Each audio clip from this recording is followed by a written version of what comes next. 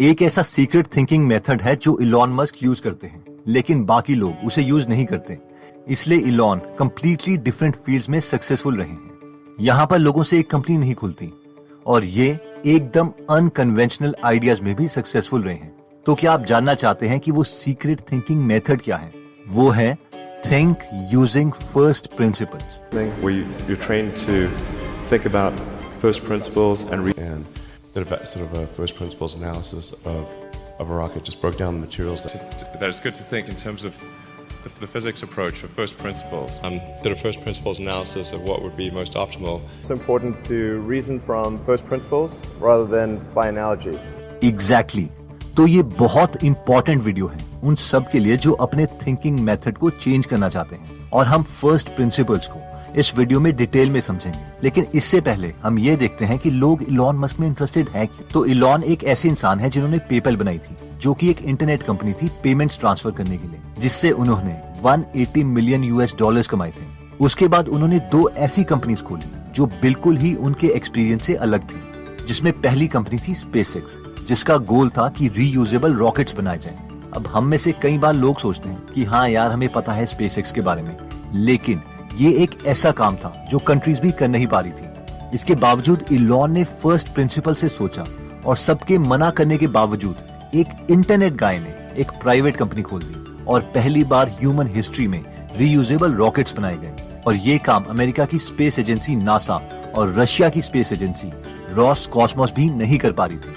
ये एक बहुत ही बड़ी अचीवमेंट थी ह्यूमंस के लिए। और अगर आप ऐसे सोचें कि आपको एक स्पेस कंपनी खोलनी होती, तो आप समझ पाएंगे कि कितना ज्यादा करेज चाहिए ऐसा स्टार्टअप खोलने के लिए। नेक्स्ट जो कंपनी इलॉन ने खोली थी वो थी टेस्ला, जो कि इलेक्ट्रिक कार्स बनाती है। एक्चुअली इन दोनों कंपनीज का मेन गोल सिर्फ पैसे कमाना नहीं था, बल्कि ये ह्यूमंस की 2 सबसे बड़ी प्रॉब्लम्स को सॉल्व करने के लिए किया गया था। एक प्रॉब्लम थी कि अगर हम अर्थ की पास्ट 500 सालों की हिस्ट्री देखें, तो इसमें ही 5 ऐसे मेजर इंसिडेंट हुए हैं जिसकी वजह से अर्थ में रह रही सारी स्पीशीज एकदम खत्म हो गई थी। जैसे कि 445 मिलियन साल पहले बहुत जल्दी ग्लेशियर्स बन रहे थे, जिससे 60 से 70% मरीन लाइफ खत्म हो गई थी, जिसे हम ऑर्डोविशन एक्सटिंक्शन बोलते हैं। रिसेंटली 66 मिलियन साल पहले एस्ट्रॉयड धरती से टकराया था, जिसकी वजह से सारे डायनासोर्स एकदम खत्म हो गए थे, जिसे हम क्रिटेशियस एक्सटिंक्शन भी बोलते हैं। जिसके बाद ही हम इंसान होमो सेपियंस इस धरती पर आए। अब ये सोचना कि यार 6th एक्सटिंक्शन नहीं होगी और हम इंसानों को कुछ नहीं होगा, ये बेवकूफी है। इलॉन के अकॉर्डिंग ह्यूमंस को मल्टी प्लैनेटरी होना ही पड़ेगा, और इसी गोल से उन्होंने स्पेसएक्स खोली थी, ताकि हम कम से कम मार्स में जा सके। अब हम में से कई लोगों को लगता है कि अगर कल को ये टेक्नोलॉजी बन भी गई, तो भी मैं तो स्पेसएक्स में नहीं जाऊंगा, क्योंकि ये तो बहुत रिस्की है। लेकिन ह्यूमंस की हर इन्वेंशन ही रिस्की लगती है। इवन अगर हम एयरप्लेन्स को ले लें, तो एयरप्लेन में उड़ना भी बहुत रिस्की है। हमें क्या पता कल को कोई टेक्निकल प्रॉब्लम आ जाए और प्लेन क्रैश कर जाए। इलॉन को दूसरी सबसे बड़ी प्रॉब्लम लग रही थी फॉसिल फ्यूल्स। इलॉन ने सोचा कि आज जितनी भी इंडस्ट्रीज या ट्रांसपोर्ट चल रही है, वो सिर्फ फॉसिल फ्यूल की मदद से हो रहा है। और हम 3 तरह के फॉसिल फ्यूल यूज करते हैं, कोल, नेचुरल गैस और क्रूड ऑयल। फिर इलॉन ने सोचा कि फॉसिल फ्यूल को यूज करने की 2 मेजर प्रॉब्लम्स हैं। पहली प्रॉब्लम तो ये है कि फॉसिल फ्यूल जल्द ही खत्म हो जाएंगे, क्योंकि ये फॉसिल फ्यूल बनने के लिए 300 मिलियन साल लगे थे। हुआ ये था कि 300 मिलियन साल पहले उस वक्त के प्लांट्स और एनिमल्स के मरने के बाद उनके रिमेन्स जो दबे रह गए, उसमें प्रेशर और टेम्परेचर की वजह से वो फॉसिल फ्यूल में कन्वर्ट हो गए, जिससे आजकल हम गाड़ियां चलाते हैं। अब ये रिसोर्स इनफाइनाइट तो है नहीं, इसलिए ये खत्म हो जाएगा। फॉर एग्जाम्पल, कई रिसोर्सेज बोलते हैं कि ऑयल 2050 तक, गैस 2060 तक और कोल 2085 तक खत्म हो जाएगा। यानी हमारे पास ज्यादा टाइम नहीं है। अब हम में से कई लोग बोलेंगे चलो इतनी बड़ी प्रॉब्लम भी नहीं है, गाड़ियां और इंडस्ट्रीज ही नहीं चलेंगी बस। मगर एक और प्रॉब्लम है जिसके लिए इलॉन ने टेस्ला कंपनी खोली थी। वो ये है कि जब जब हम फॉसिल फ्यूल्स यानी ऑयल या कोल को जलाते हैं, उससे CO2 निकलता है, कार्बन डाइऑक्साइड। और अगर CO2 बढ़ेगा तो टेम्परेचर बढ़ेगा, और अगर टेम्परेचर 6 से 10 डिग्री सेल्सियस भी बढ़ जाता है, तो ओशियन का लेवल 200 मीटर तक बढ़ सकता है। और अगर अर्थ का टेम्परेचर 58 डिग्री सेल्सियस तक हो गया, तो अर्थ की मैक्सिमम फसल और जानवर खत्म हो जाएंगे। इन शॉर्ट, लाइफ खत्म होना शुरू हो जाएगी। अब लाल फरारी के जो सपने हम देखते हैं, उसमें डलना तो फॉसिल फ्यूल ही है, और फॉसिल फ्यूल का रिजल्ट ये है। हम इस केस में बिल्कुल कुत्तों की तरह बिहेव कर रहे हैं, जिनके सामने अगर बहुत सारा खाना रखा जाए तो वो उसे तब तक खाते रहेंगे जब तक वो मर ना जाए। और क्या हम फॉसिल फ्यूल्स को भी तब तक यूज करते रहेंगे जब तक हम ह्यूमंस एकदम खत्म ना हो जाएं। कई लोग सोचते हैं कि यार टेक्नोलॉजी बढ़ेगी तो ये प्रॉब्लम भी सॉल्व हो जाएगी, लेकिन इलॉन का कहना है कि ऐसा नहीं होता। टेक्नोलॉजी किसी ऑर्गेनिज्म की तरह अपने आप नहीं बढ़ती। बहुत से मोस्ट इंटेलिजेंट लोग बहुत ज्यादा मेहनत करते हैं किसी एक प्रॉब्लम को सॉल्व करने के लिए, और तब जाके कुछ इंप्रूवमेंट्स होती हैं। तो इलॉन ने सोचा कि हम जल्दी ही किसी और रिसोर्स से एनर्जी लें, और इसका पहला सोल्यूशन था इलेक्ट्रिक कार, कि हम फॉसिल फ्यूल्स के बजाय इलेक्ट्रिसिटी से कार चलाएं और उसे चार्ज करें सोलर पैनल्स की मदद से, जो कि एकदम क्लीन एनर्जी है। अब सबसे इंटरेस्टिंग बात यह है कि मैक्सिमम कार कंपनीज टेस्ला से पहले इलेक्ट्रिक कार्स नहीं बना रही थी। उन्हें क्या था, सब पेट्रोल वाली गाड़ियां खरीद रहे हैं, इनोवेशन में पैसा बर्बाद क्यों करें। लेकिन टेस्ला की सक्सेस के बाद BMW, Nissan, Chevrolet, Ford, Volkswagen सब इलेक्ट्रिक कार्स बनाने लगे, और ये इसलिए हुआ क्योंकि इलॉन को दुनिया को चेंज करना है, ना कि सिर्फ बिजनेस करना है। जब एक बार इलॉन से पूछा गया कि उनका बिजनेस प्लान क्या है, तो उन्होंने कहा, मेरा कोई बिजनेस प्लान नहीं है। How does the business plan work? I don't really have a business plan. इतना ही नहीं, इलॉन इतना ज्यादा हार्डवर्क करते हैं कि कई बार रात को वो अपनी कंपनी के एक पतले से काउच में सो जाते हैं, या फिर नीचे फ्लोर में, और ये इंसान एक बिलियनर है। अब Because the couch was too narrow. Yeah, I was going to say.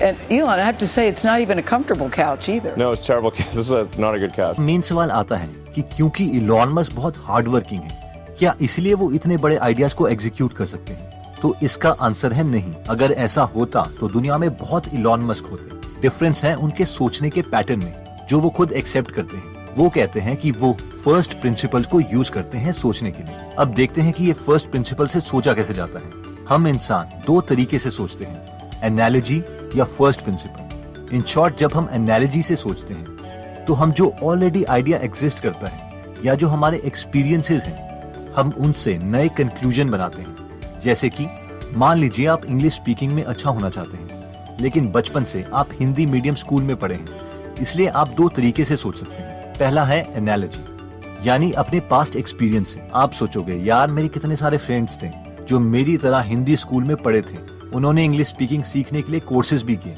लेकिन हुआ क्या, वो नहीं सीख पाए। इसका एक ही मतलब है कि लैंग्वेज जो बचपन में सीख गया वो सीख गया, बड़े होके नहीं सीख सकता। लेकिन अगर हम फर्स्ट प्रिंसिपल से सोचते हैं तो हम कुछ ऐसा बोल सकते हैं, इंग्लिश हो या हिंदी, दोनों लैंग्वेजेस हैं जिसमें अलग अलग टाइप की आवाजें निकालनी पड़ती हैं। क्या मैं तोतला हूँ या गुआ? नहीं। इसका मतलब है कि मैं किसी भी तरीके की आवाज निकाल सकता हूँ, और अगर ये सच है तो इसका मतलब है इंग्लिश हो या स्पेनिश, मैं कोई भी लैंग्वेज सीख सकता हूँ, बस कुछ प्रैक्टिस की जरूरत है। इसीलिए फर्स्ट प्रिंसिपल को यूज करके हम ज्यादा अच्छे और क्लियर कंक्लूजन निकाल सकते हैं, क्योंकि हम प्रॉब्लम्स को तोड़ते हुए इतने छोटे फैक्ट्स में चले जाते हैं जो हमें पता होते हैं कि ये सच ही है। फॉर एग्जाम्पल, इलॉन मस्क बोलते हैं कि मान लीजिए आपको बैटरीज बनानी है, तो आप दो तरीके से सोच सकते हैं। अगर आप एनालॉजी से सोचते हैं तो आप बोल सकते हैं कि बैटरीज बड़ी महंगी आती हैं, चाहे हम किसी भी सप्लायर से क्यों ना लें, इसे बहुत सस्ता नहीं किया जा सकता। जबकि अगर हम फर्स्ट प्रिंसिपल से सोचते हैं तो हम ये कहेंगे, अच्छा एक बैटरी में होता क्या है? एक बैटरी में कोबाल्ट, निकल, एल्यूमिनियम, कार्बन और एक स्टील कैन है जिसमें ये सारी चीजें बंद हैं। अगर मैं इन्हें मार्केट से खरीदूं तो ये सारे इंडिविजुअल कंपोनेंट्स बहुत सस्ते मिल जाते हैं, और अगर मैं इन सबको मिला के एक बैटरी बना दूं तो ये बहुत सस्ती मिल सकती है। मैक्सिमम लोगों को फर्स्ट प्रिंसिपल में सोचने में इसलिए प्रॉब्लम होती है क्योंकि हमारे सीनियर्स, हमारे पेरेंट्स ने हमें इसी तरीके से ट्रेन किया है। अगर कोई बच्चा पूछेगा कि पापा मुझे जूते क्यों पहनने हैं, तो उसके डैड बोल सकते थे कि तुम्हें ठंड लग सकती है। जिस पर बच्चा पूछेगा मुझे ठंड क्यों लगेगी, जिस पर उसके डैड बोल सकते हैं क्योंकि सीजन चेंज होते हैं। फिर वो बच्चा दोबारा से पूछ सकता है सीजन क्यों चेंज होते हैं, तो इस पर उसके डैड बोल सकते हैं क्योंकि अर्थ 23.5 डिग्री पे टिल्टेड है, एंड सो ऑन। और फाइनली बच्चा फर्स्ट प्रिंसिपल पर पहुंच जाएगा, यानी वो नीचे जाते जाते ऐसे ट्रूथ में पहुंच जाएगा जहां से सारे फैक्ट्स, कंक्लूजन्स निकलते हैं, जिसे हम अनडिनाइबल ट्रूथ्स बोलते हैं। लेकिन एक्चुअल में होता क्या है, जब पेरेंट्स थके हुए होते हैं, बच्चा पेरेंट्स से पूछता है कि पापा मुझे जूते क्यों पहनने हैं। इस पर उसके पेरेंट्स बोलते हैं क्योंकि तुम्हें मैं बोल रहा हूँ, इसीलिए